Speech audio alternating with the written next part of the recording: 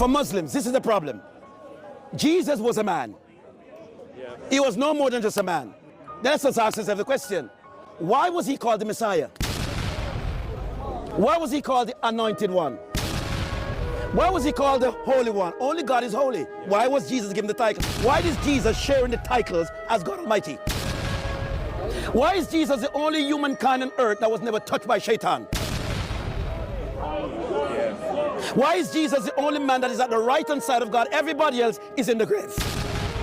Why is it Jesus, out of 144,000 prophets, is coming back again to redeem the earth?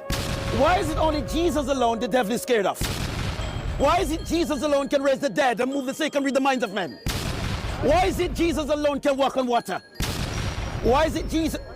Here we go. Why is this one man so special? If he was not God, who was he then? Why?